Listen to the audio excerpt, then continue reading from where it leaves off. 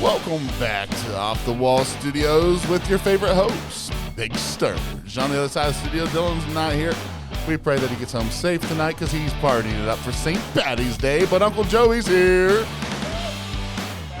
We're going to go to that in the middle of a cornfield that no one knows. And we're going to visit Austin. Austin, how you doing, my brother?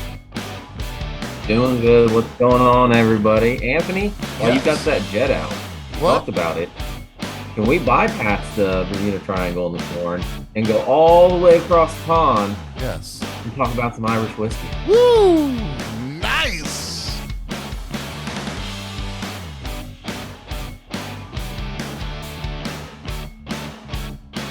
I feel like I should have had been more prepared and had some bagpipes going or something. That's my bad, folks. I will become a better host at some point in my lifetime, but not today. All right, folks, welcome back to Off the Wall Studios. As always, I'm Anthony, there's Uncle Joey, and then there's Austin. Woo! So, happy St. Patti's Day. Hopefully everyone's, being good, not getting kicked out of any bars, and keeping their hands to themselves. Green beer makes green puke. It does. And it also makes you shit kind of weird, too. So, don't drink it all night.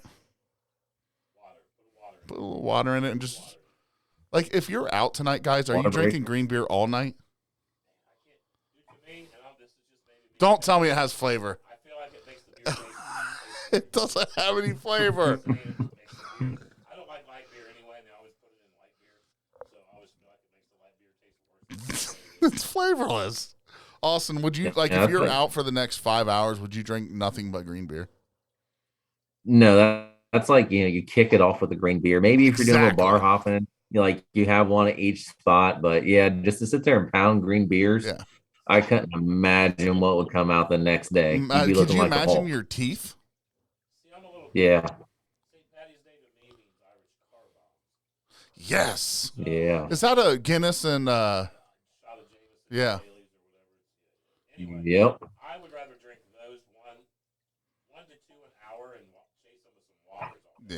Yeah. To me, rather than drink green Beer all day. I mean, I think Austin had it hit it right on the head, though.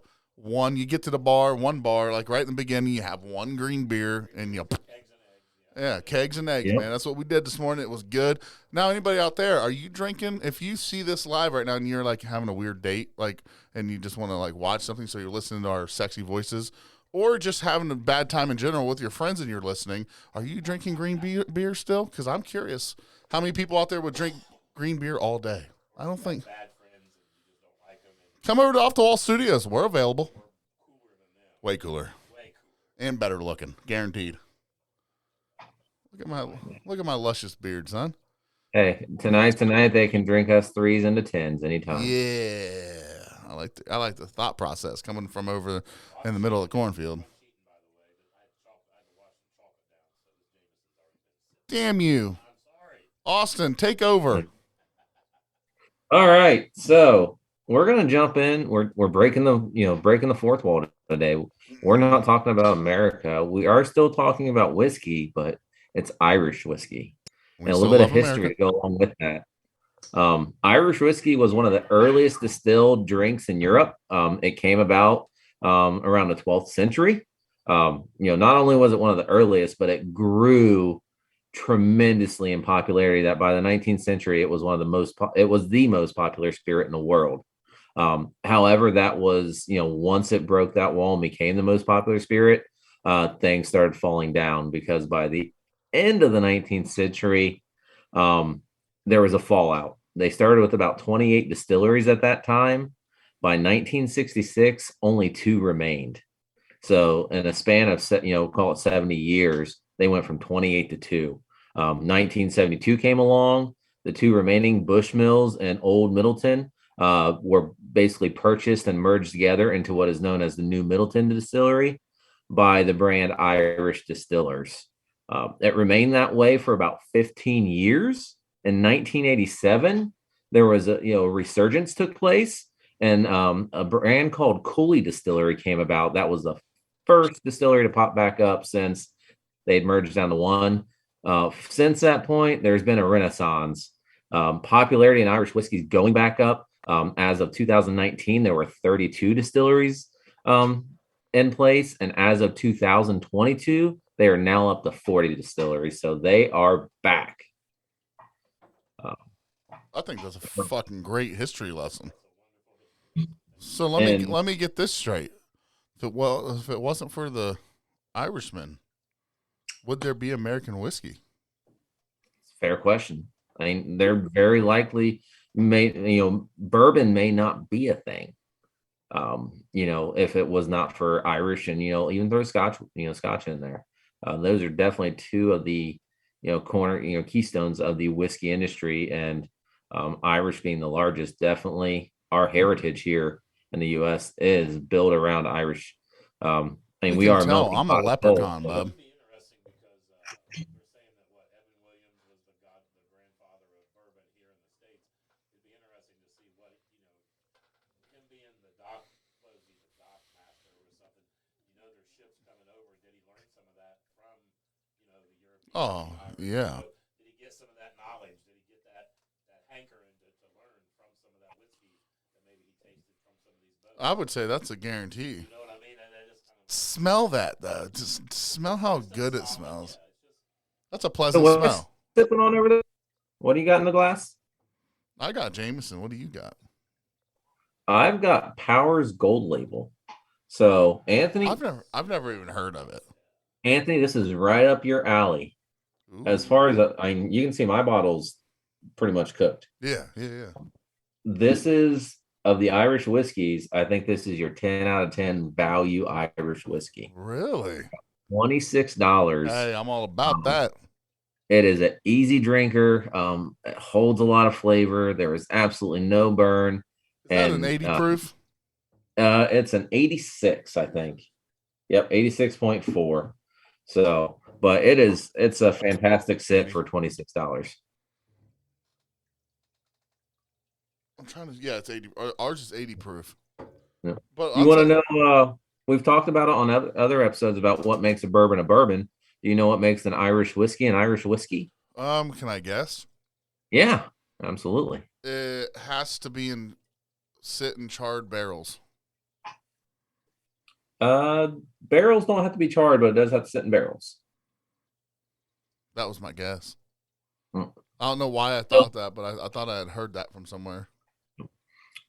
Similar to how bourbon is a product of the United States, Irish whiskey, as probably most people can guess, has to be geographically located, distilled, matured, aged on the island of Ireland. Its mash bill similar to bourbon. It must contain, the difference is bourbon has to be 51% corn. There is no percentage requirements here. It just must be a malted cereal grain, so malted barley, wheat, rye, and corn. It has to be made up of those. There's no percentage that it has to be, but it has to be 100% of those four types of grains. It has to be at least 3 years old, aged in a wood cask that is no larger than 700 liters. And so check this out. Bourbon, the maximum bourbon can come off a still is 160 proof. Talking, that's pretty hot. The max a Irish whiskey can come off the still, 189.6. So they can cook it as high as they want.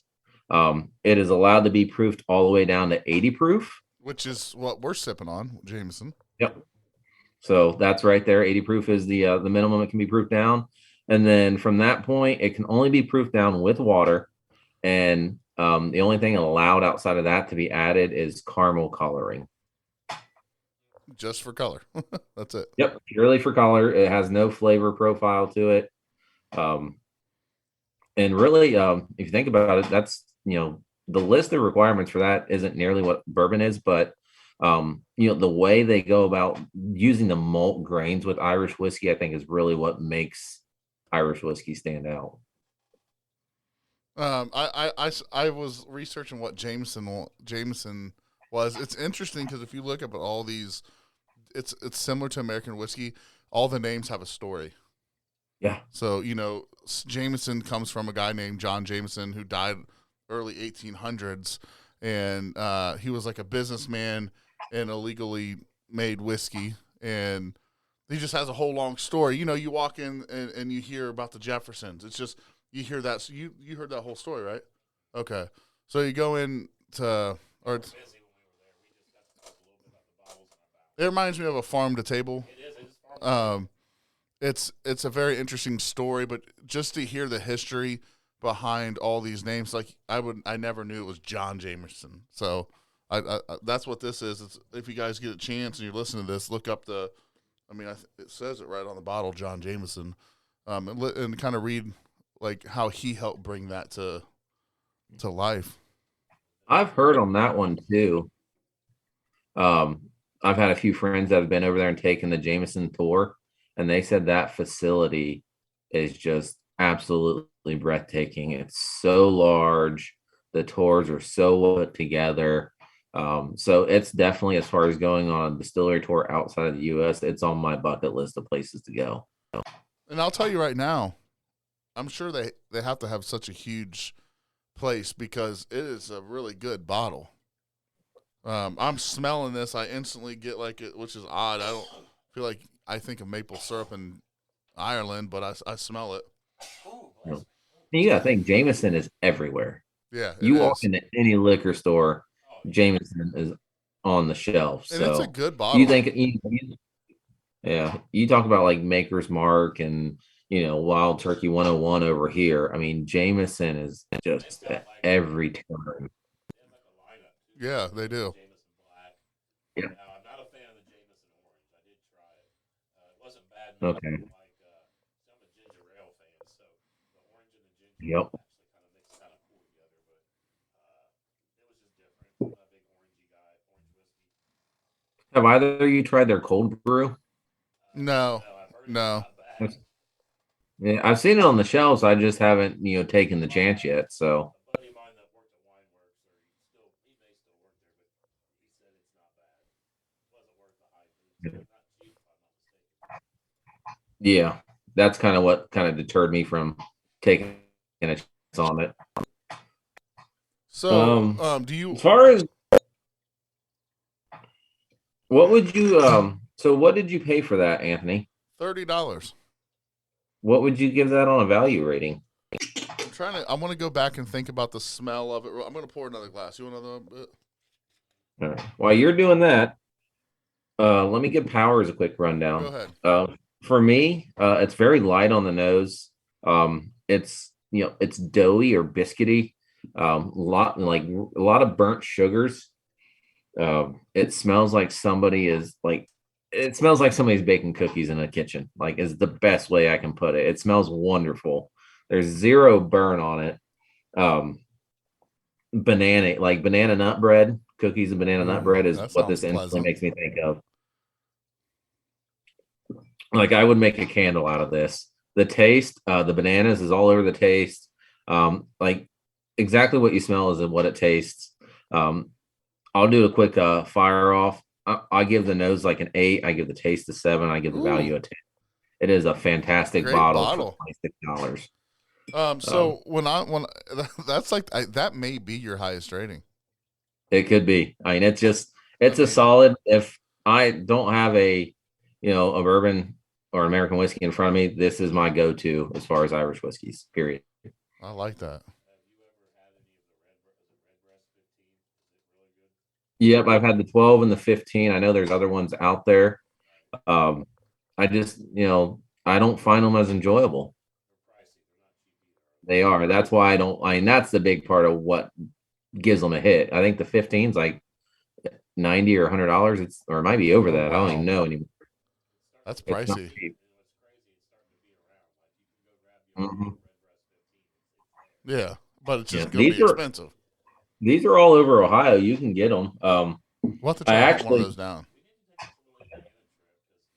I'm telling you, we're living it in this area. We actually may need to go Columbus. What's that? Yeah. Giant Eagle. Yeah. Yeah, they have good stuff. Giant Eagle in Columbus has a kick-ass selection. Yeah, we need to figure out when they get their stuff. Okay. All right, so when we're talking about the smell of this Jameson, the second pour I got a little bit different. That's why I wondered if you wanted another one. I get a big, like a large amount of grain alcohol, like right away. It just hits the nostrils hard.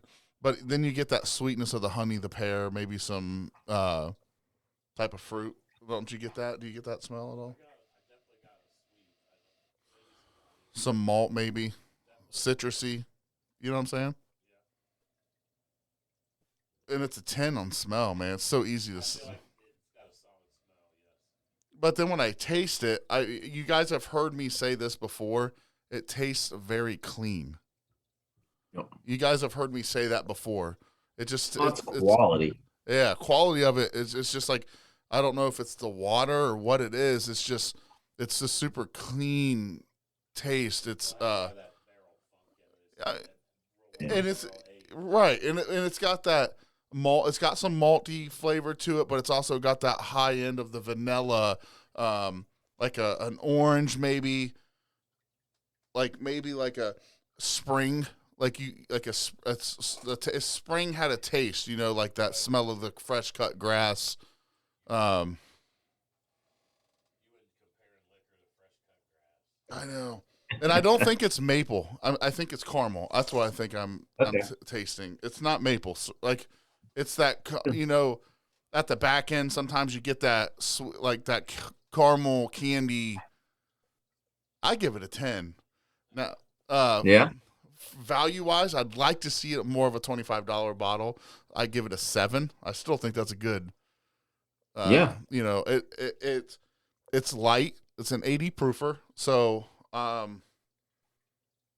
think that helps with it tasting good and stuff. That's a day drinking whiskey right there. 100%. But I think $30. Correct me if I'm wrong, Uncle Joey. This bottle was $25 originally, wasn't it? Normally, I mean, yeah. So they upped it a bumped bit. up a couple times. What has? I mean, are eggs worth $4.99? So it's just a fifth. Yeah. I mean, I'm not pissed off. I still think the value wise, it's still a 7. It's still a 7. I mean, I would rather be able to get an acid cigar and that for $30. You know what I mean? But I really enjoy it. What did you get on the taste? It's very smooth. It's an easy drinker. You almost get a little of that. I don't want to say char, but you can taste that it's been in a barrel. You know what I mean? Yeah. Oh yeah, I agree. You get a little bit of that, but it's not an overwhelming. It does taste thin, but it's not overwhelmingly thin. It's a solid bottle. So you said earlier before we fired this podcast up, you said, I thought you were going to cry. You said, Jameson's always got a place in my heart. Like, what was that all? You met a girl over just a bottle of Jameson one time and just never saw her again. All a girl. Or, Jameson has just been around for a long time, man. It's been if I really look back at two of the most solid bottles I think that have been around since I've been hitting the bars and drinking whiskey and bourbon, I would say it's Wild Turkey and Jameson. Shots of Jameson was a big thing back in the day, dude. You want a shot of Jameson? You want a shot of Jameson? That's what men did back in my, Yeah. you buy Budweiser and a shot of Jameson. Well, and times have changed because when I was younger, like I'm not old by any means, but 10 years ago, 12 years ago, all they really had was Jack, Jim, Jameson, Fireball, and then they'd have some type. What would they call it? Like a well? They'd have well. Yeah, well tequila, well vodka. Well, yeah. So, but now, man, even Roosters. I went to Roosters. They had a decent selection. So, and before, like 4 years ago, I would have never asked, like, what do you got? You know what I'm saying? So, but Jameson, you could easily take shots of this all day. But if you wanted to pour this on ice, you're still going to enjoy it. You want to drink it neat, you're still going to enjoy it.